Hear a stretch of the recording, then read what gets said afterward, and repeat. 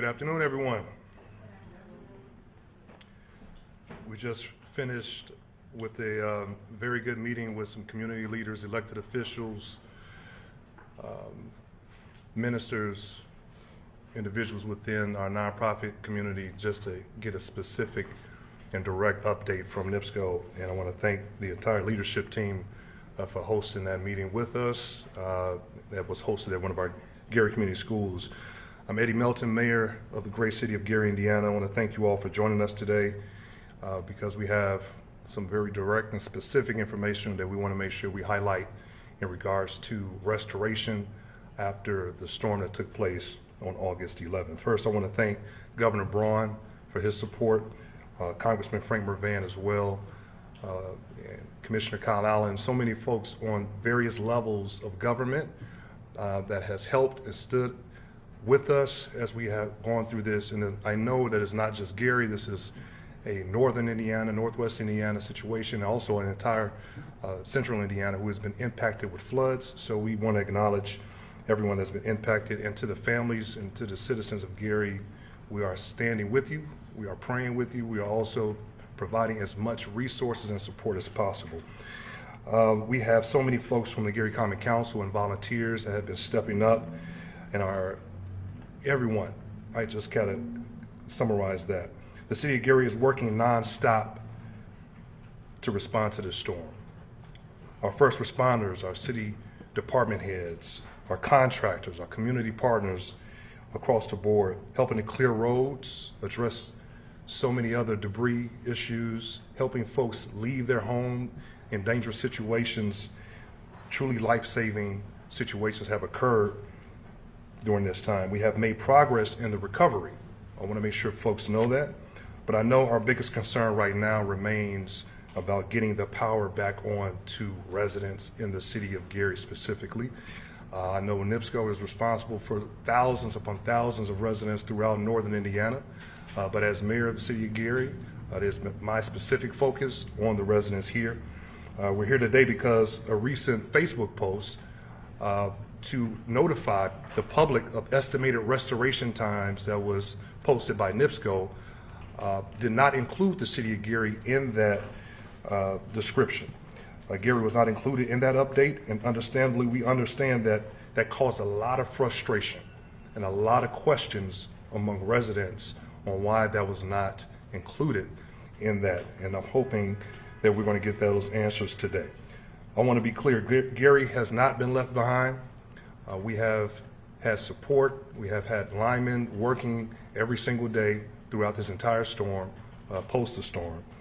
And we are here to make sure our residents have the information that they deserve, that our city remains a priority in the recovery efforts led by NIPSCO.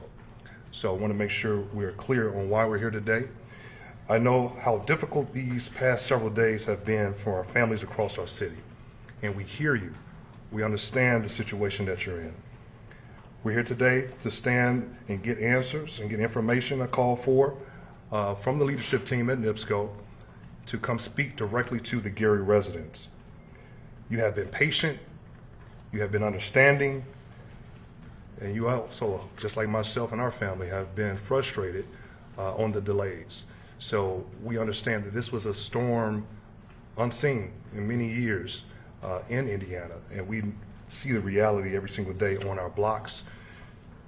We appreciate the utility crews and linemen working around the clock under difficult conditions.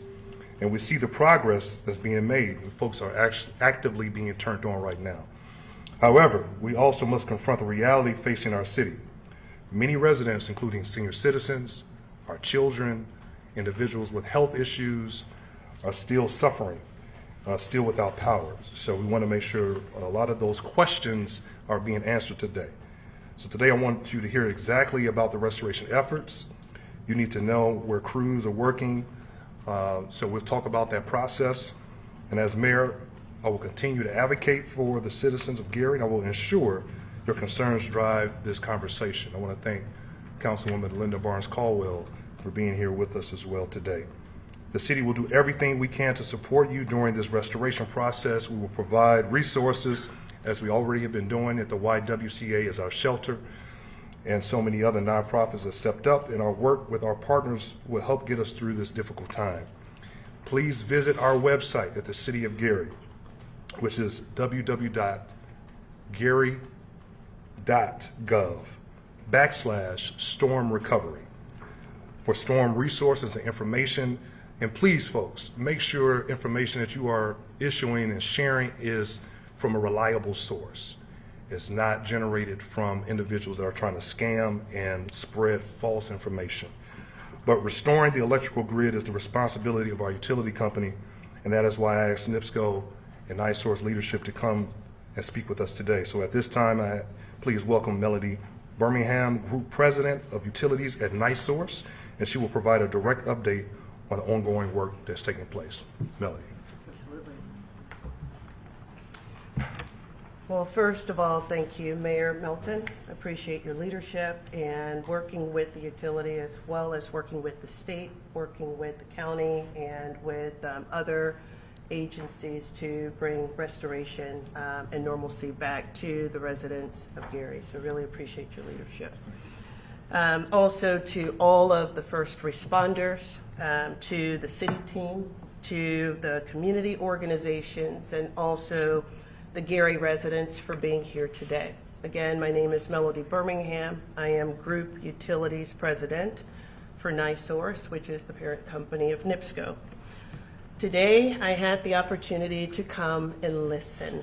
Had an opportunity to spend the earlier part of the afternoon with a number of community leaders, clergy, city council leaders, the mayor, just to listen, to understand and hear, what has been going on, the frustration, the concern, the confusion that many of the residents have had. And really appreciate the feedback and what I've heard, what my team heard, loud and clear, is that communication is needed, and we fully agree with that. Over the past several days, many families here have been without power long enough for their daily life to become very difficult.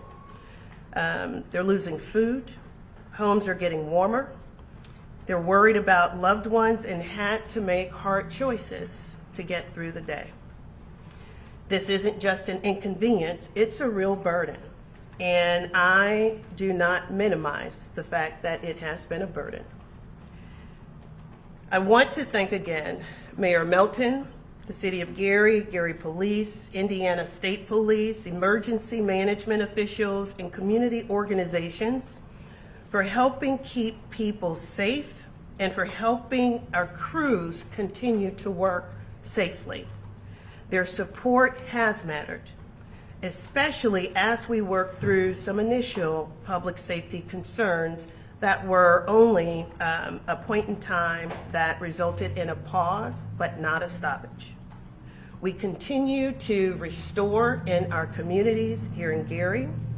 We've been here since the day the lights went out, and we'll be here until the lights come back on. I know some residents may feel frustrated. I had an opportunity over the weekend and earlier this week to participate in a community event where NIPSCO, working with the city in partnership with other local agencies, Salvation Army, came out to provide hot meals, ice, tarps, information to the community. And just to see how people appreciated what was being provided, is truly humbling. They were gracious. They were respectful. They were understanding, but they also were growing impatient. And who could blame them? And certainly we cannot. We recognize that Gary continues to have the largest number of customers awaiting restoration in our service territory. While this historic storm, which is the first of its magnitude that our NIPSCO utility has ever experienced and the area can remember in modern day history, it impacted communities across northern Indiana. The damage affected portions of Gary and among the most extensive and complex that our crews have encountered. And when I say complex, these aren't simple repairs. These are systems that are being rebuilt. These are lines that ordinarily take us, and systems that ordinarily take weeks or months, that we are trying to accomplish in days and or weeks. But I do want Gary residents to know that restoration work continues every single day.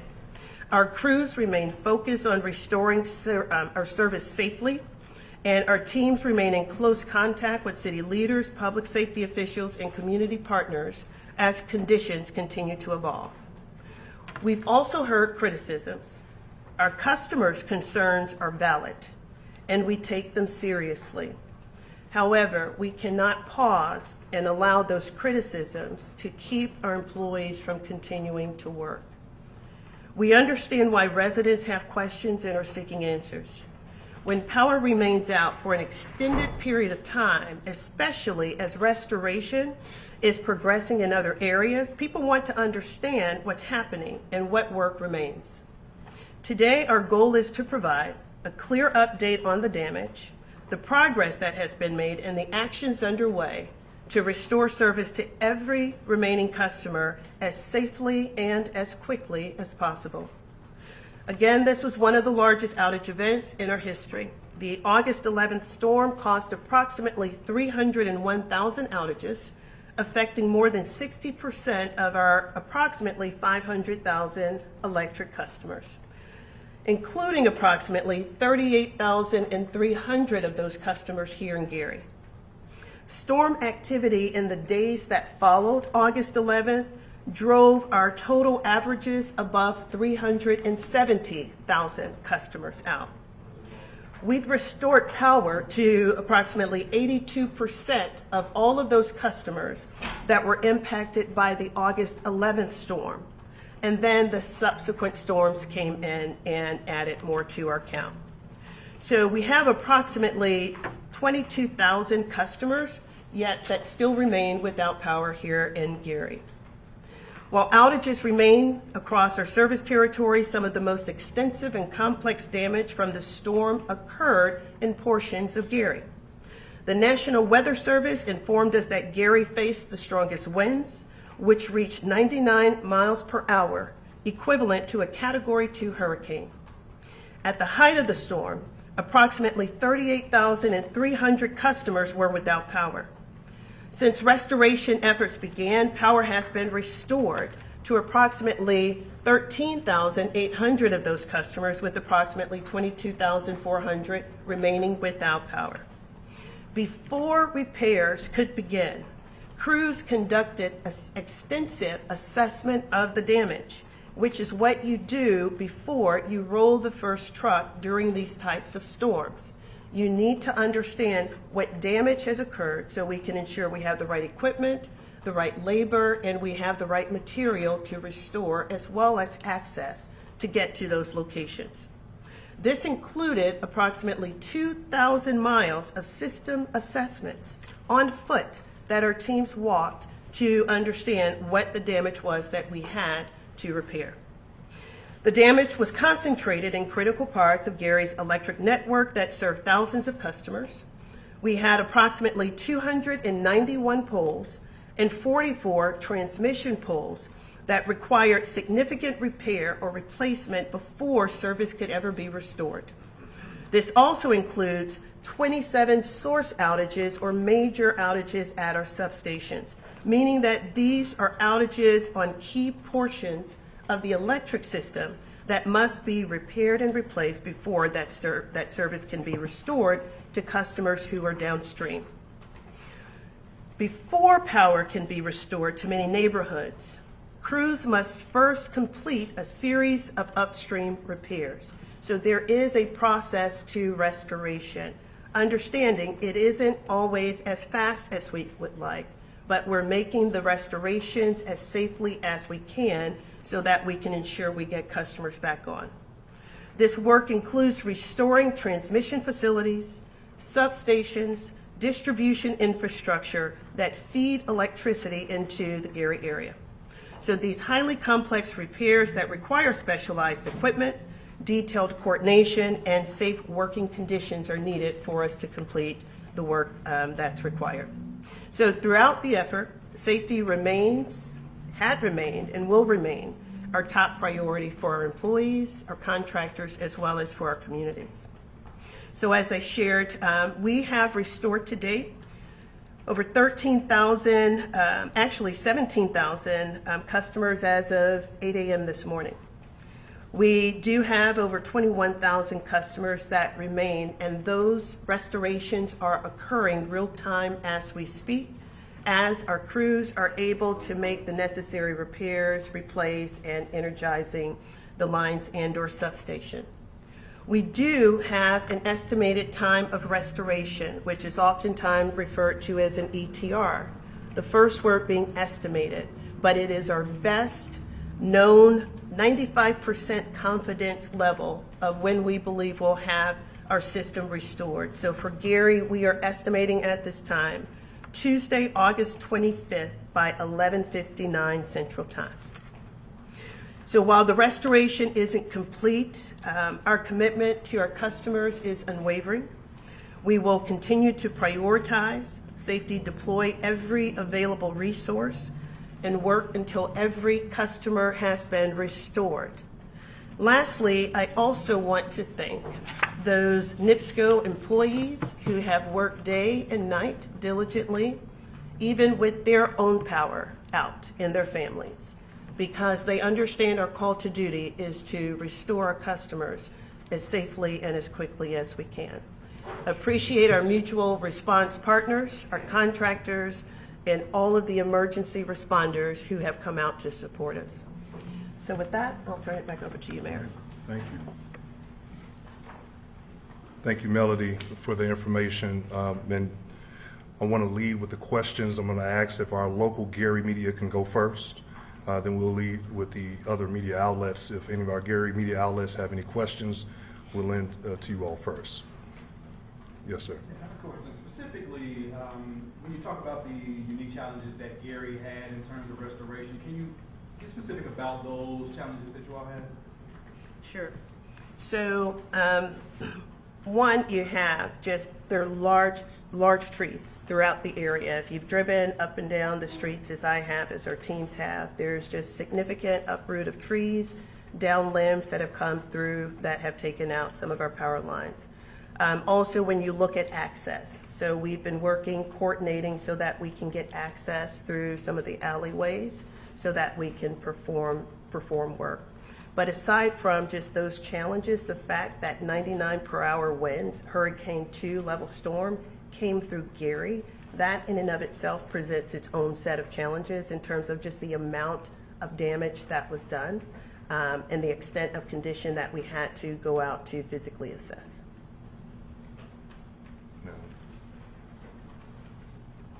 Can you tell us some of the information that was discussed at your earlier meeting with the clergy and the people, and what plans are moving forward now? Absolutely. So the community leaders, the clergy, they absolutely expressed the concerns of the constituents, the community, in wanting more information, wanting why wasn't there an ETR provided for Gary, and there were estimated times of restorations that were published for other communities. So those were some of the primary questions, and it was a legitimate question. And what we explained is we tend to not provide an estimated time of restoration until we have a high level of confidence that we'll be able to meet it. And so Gary and a few other areas, when that latest update was published, we didn't have that confidence that we were able to share what that ETR would be at the time.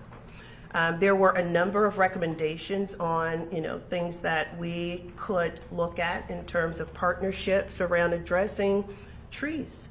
There are a number of large, mature trees, and although, they may beautify the area, and many people like to keep trees for aesthetic reasons, many of these trees are oftentimes diseased trees.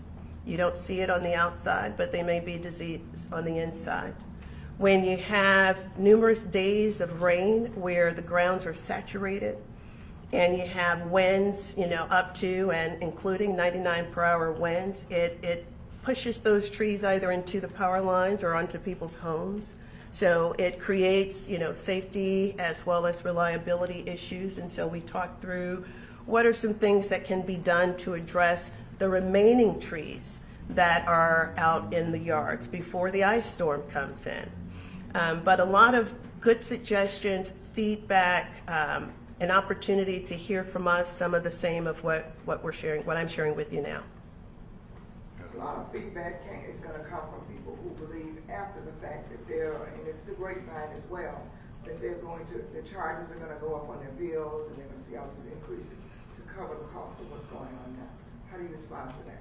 Well, the way I respond to it is the work that we do is done for the benefit of our system and our customers. And so in terms of a spike on the bill, we haven't gotten to that point yet. We are still in the process of restoring customers. Any costs that are incurred to serve the system are actually included in rate base. But in terms of a spike to their bill, I won't even, I won't try to guess what that number will be. Going Carol here, and on this side. I know the 99-mile-an-hour winds weren't just, didn't stop at the Gary border. No. They continued eastward into probably Lake Station and Portage. Are those communities experiencing the same restoration issues? Because they kind of seem like Portage is a little bit ahead. I don't know about Lake Station. I was actually in Portage this past weekend, and I drove through there and saw the same level of devastation. Trees uprooted. I was at a community event with the mayor, with the chief of police, with the chief of the fire department. And we have a significant number of customers that are still out in those areas as well. I don't have the specific numbers, but it was significant in those areas also. The outages were. If I can add something to that, I just want to acknowledge the other mayors Yes. who have been in communication. Vince held a call today with mayors and leaders in other cities this morning, and we're looking to have a more frequent cadence of updates so that the mayors can hear directly from NIPSCO and report directly back to constituents. So I just specifically asked for this press conference today because of some of the situations that have occurred in Gary. That's right. Yeah. Can you tell us whether any routine or preventative maintenance was delayed or deferred during the labor dispute earlier this year? And if so, is any of that deferred work contributing to the problems that we're seeing in Gary now? And also, when did you have that estimated restoration time, and why wasn't it communicated immediately to the public? Sure. So to answer your question, the labor dispute, this is a normal course of business. And in this particular case, we continued work. So our customers were continuously served throughout our negotiations with our union. We did not defer, we did not decrease, we continued to perform the work. Okay, that's the first thing. Secondly is the estimated time of restoration. I was provided that before this meeting.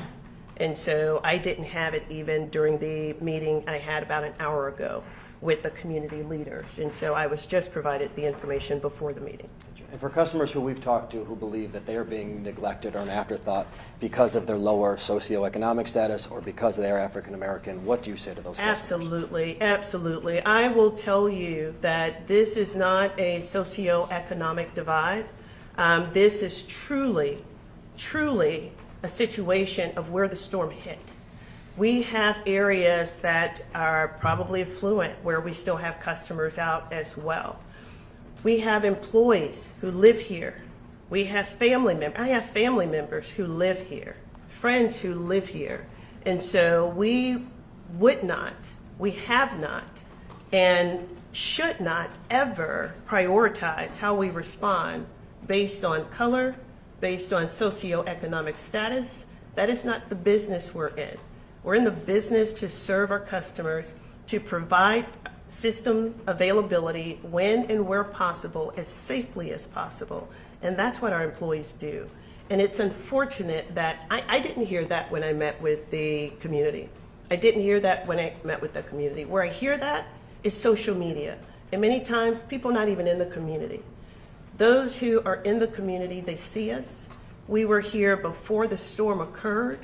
We're here, we have representatives on the ground working with the various agencies in Gary throughout the year. We're committed to Gary. And so, no, this has nothing to do with race or any type of division. It's really a matter of where the storm hit.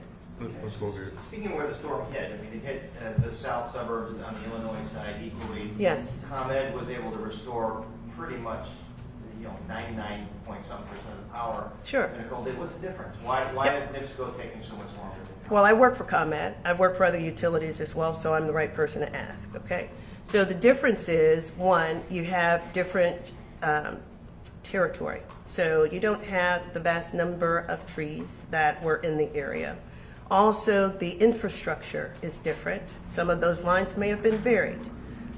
You have a different network that they are operating on. I've worked in the Southeast utilities. I've been out of power at least a week. Okay, so it varies from utility to utility. No storm is created equal. No service territory is the same. I've been in parts of the Southeast where I've led crews, and down Tornado Alley, it hits one area and devastates the area. The next town over, no issue.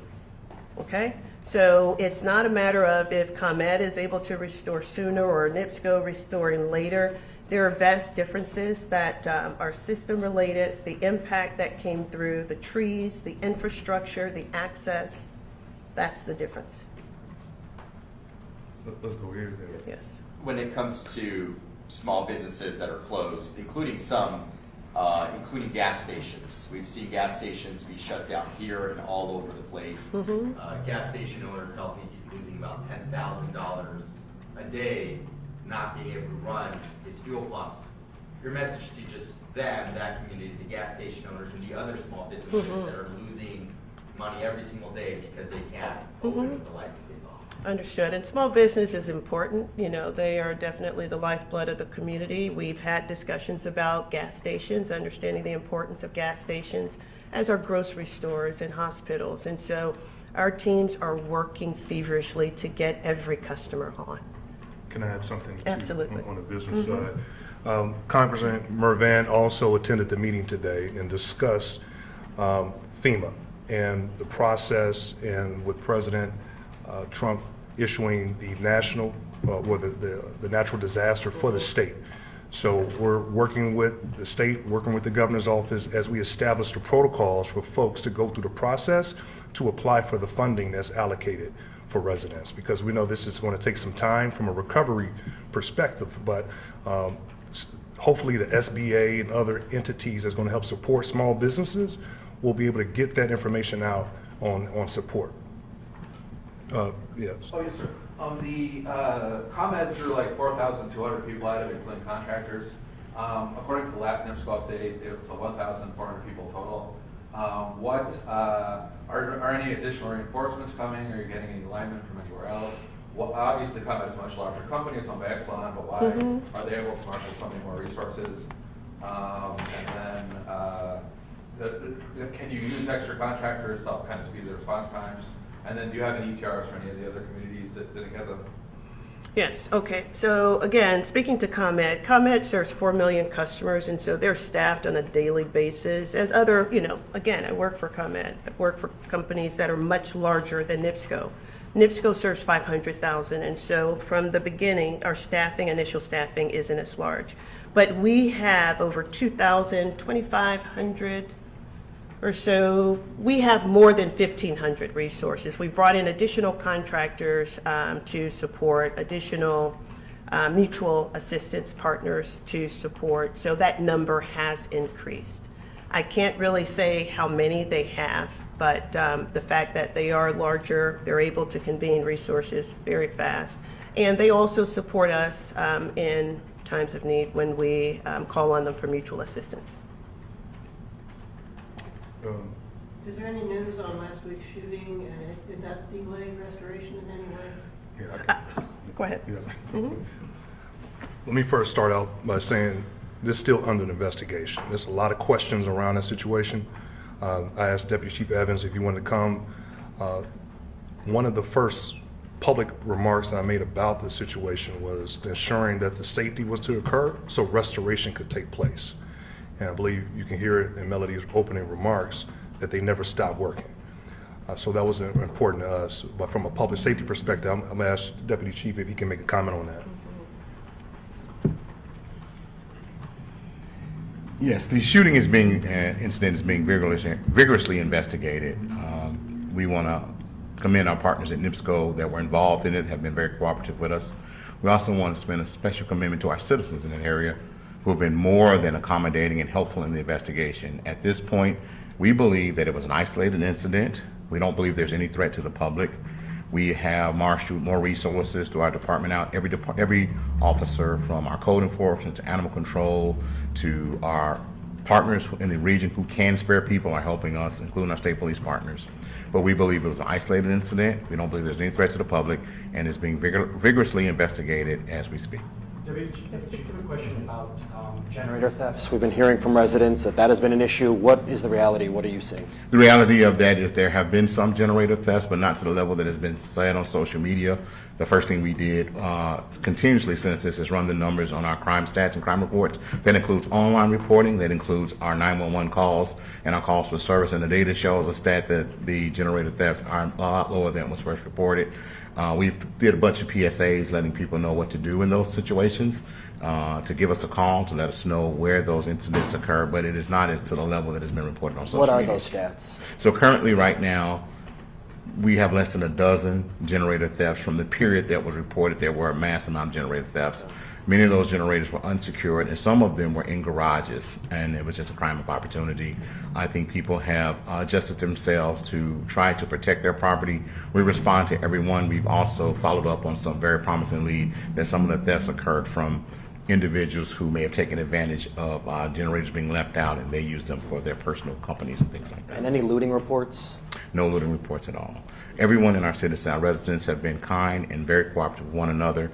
We've seen a lot of in-kind generosity with one another and a lot of cooperations. Yeah. If I could speak to the question regarding the shooting, and I echo the remarks made by the mayor, but I'll tell you, our employees, we paused because our employee safety is in first priority.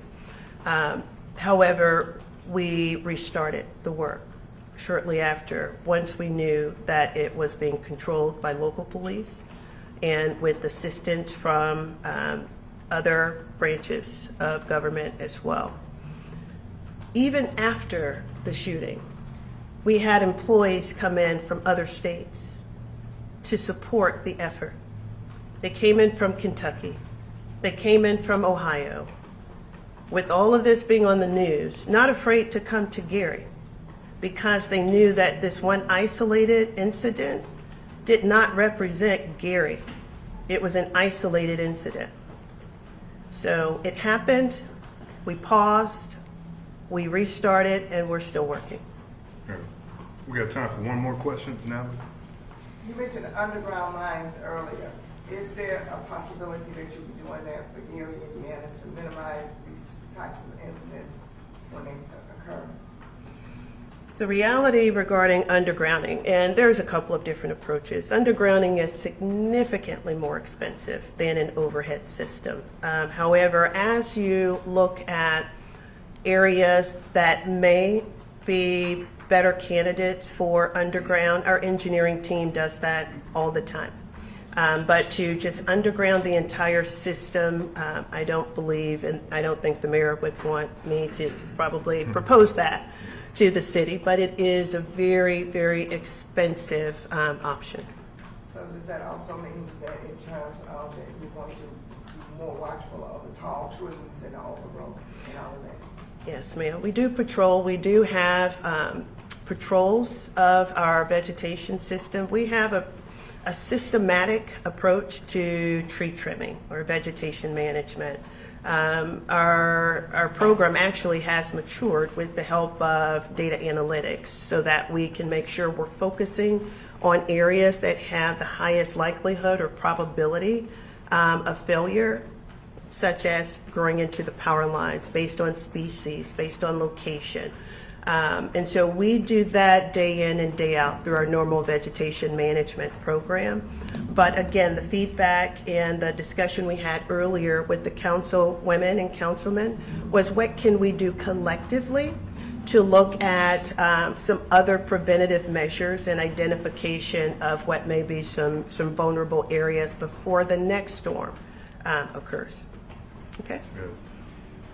Well, I want to thank everyone for coming out today. I want the public to know, because we are streaming live on Facebook, the latest restoration for, I believe, 95 to 100% will be August 25th. But they're actively restoring power right now as we speak. We just received reports that various apartment complexes have come online, that Westbrook and Wood Lake Village are starting to come online as we speak. So the work will not stop. Again, I want to thank NIPSCO and NISOurce for coming today at our request to make sure they just talk specifically to Gary residents to ensure that accurate information is given and that the work will continue on to this day. Encouraging folks to go to the website, gary.gov/storm recovery, to talk about information and resources that's here today. And we'll conclude at this point. Thank you. Which neighborhoods are cruising right now? Excuse me. Which neighborhoods are cruising right now? Or cruising? Yeah, in which neighborhoods? Are the crews working in Okay, I don't have that information right now. Spread out all over. the whole, not in any particular? We have a lot of crews working, so we have crews spread out all over depending on where they were dispatched Okay. to work. All right. Thank you, everyone. Thank you.